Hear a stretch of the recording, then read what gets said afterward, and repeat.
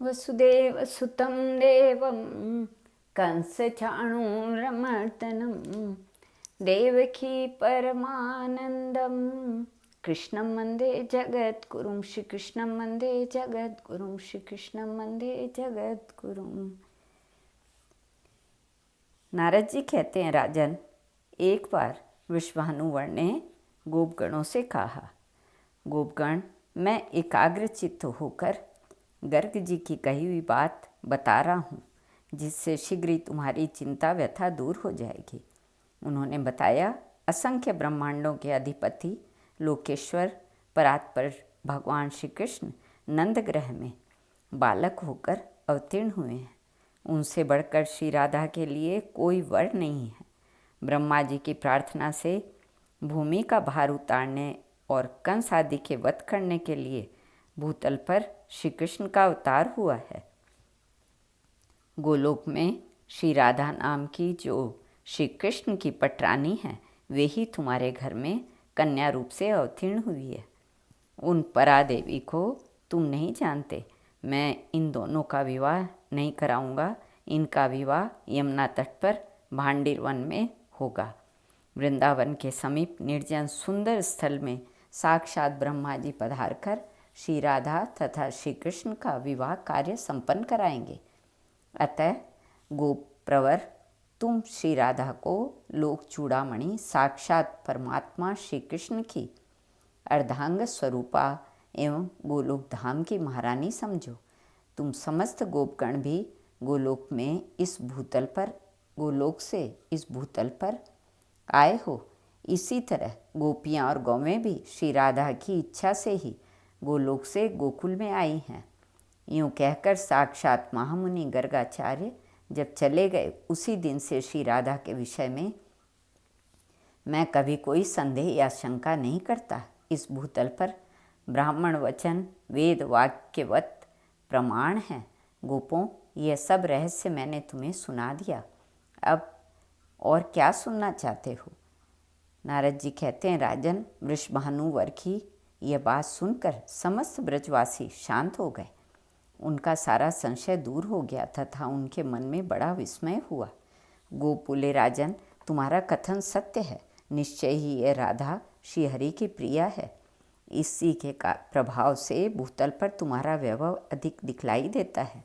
हजारों मत वाले हाथी, चंचल घोड़े तथा देवताओं के विमान सदृश करोड़ों सुंदर रथ और शिबिकाएँ तुम्हारे यहाँ सुशोभित होती हैं।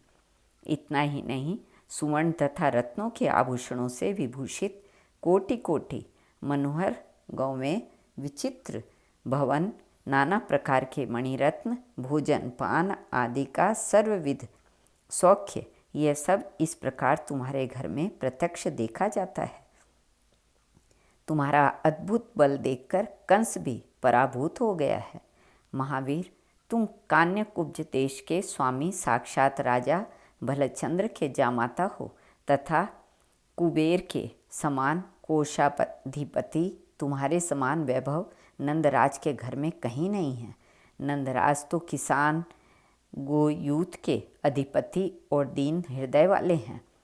प्रभु, यदि नंद के पुत्र साक्षात परिपूर्णतम श्री हरि हैं, तो हम सबके सामने नंद के वैभव की परीक्षा कराइए।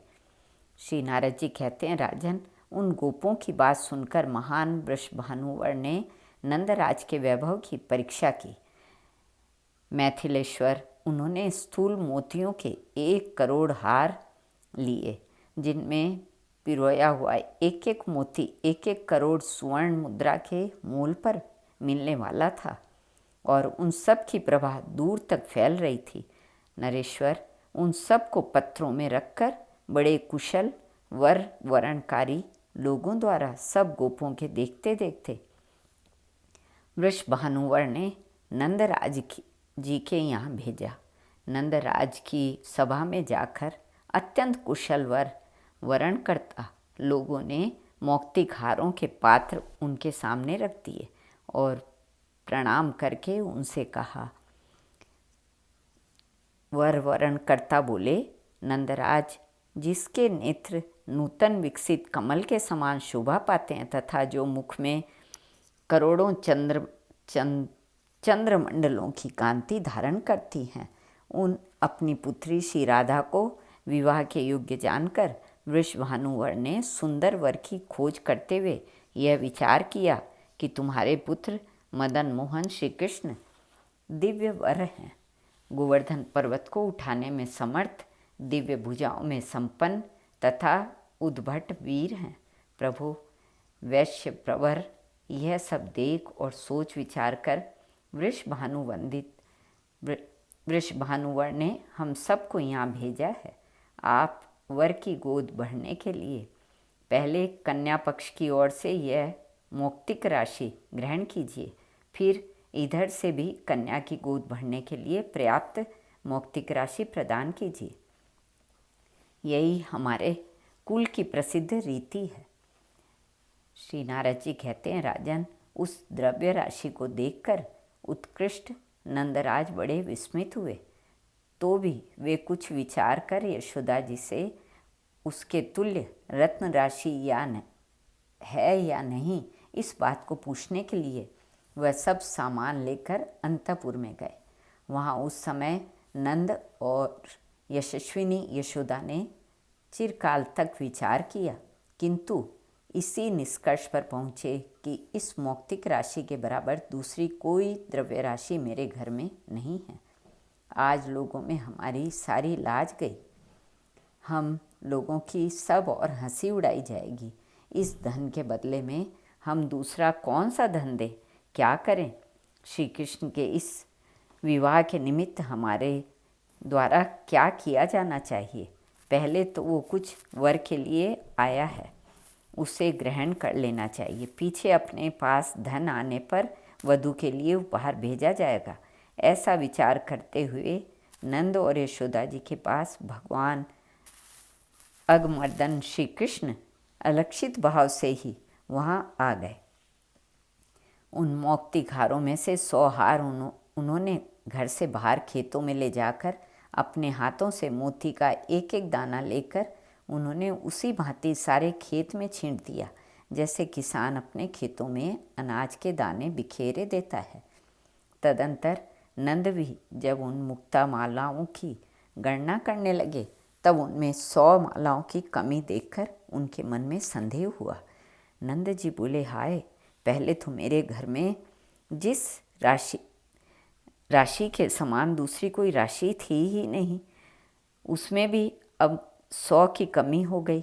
अहो, चारों ओर से भाई बंधुओं के बीच मुंह पर बड़ा भारी कलंक पोता जाएगा।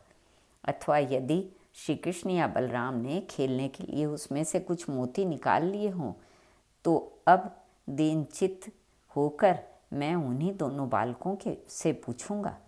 श्री नारद जी कहते हैं, राजन, इस प्रकार विचार कर नंद ने भी श्री कृष्ण से उन मोतियों के विषय में आदरपूर्वक पूछा।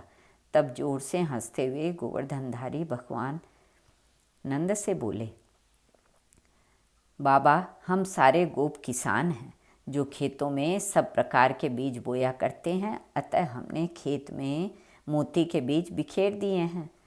श्री नारद जी कहते हैं, राजन, बेटे के मुंह से ये बात सुनकर ब्रजेश्वर नंद ने उसे डांट बताई और उन सबको चुन बीन कर लाने के लिए उनके साथ खेतों में गए। वहाँ मुक्ता फल के सैकड़ों सुंदर वृक्ष दिखलाई देने लगे, जो हरे हरे पल्लवों से सुशोभित और विशाल काय थे। नरेश्वर, जैसे आकाश में झुंड के झुंड तारे शोभा पाते हैं, उसी प्रकार उन वृक्षों में कोटि कोटि मुक्ता फलों के गुच्छे समूह के समूह लटके हुए सुशोभित हो रहे थे।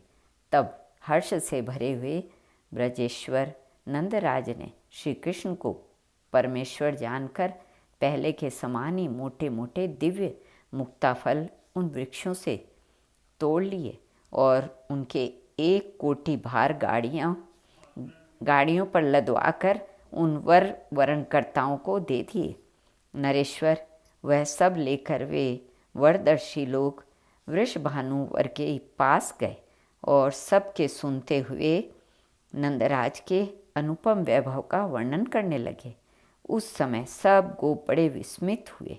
नंद नंदन को साक्षात श्री हरि जानकर समस्त ब्रजवासियों का संशय दूर हो गया और उन्होंने वृषभानुवर को प्रणाम किया। मिथिलेश्वर, उसी दिन से ब्रज के सब लोगों ने यह जान लिया कि श्री राधा श्रीहरि की प्रियतमा है और श्रीहरि श्री राधा के प्राण वल्लभ हैं। मिथिलापते, जहाँ नंद नंदन श्रीहरि ने मोती बिखेरे थे, वहाँ मुक्ता सरोवर प्रकट हो गया। जो तीर्थ का राजा है, जो वहाँ एक मोती का भी दान करता, वह लाख मोतियों के दान का फल पाता है, इसमें संशय नहीं है। राजन, इस प्रकार मैंने तुमसे गिरिराज महोत्सव का वर्णन किया, जो मनुष्यों के लिए भोग और मोक्ष प्रदान करने वाला है। श्री कृष्ण अर्पणमस्तु।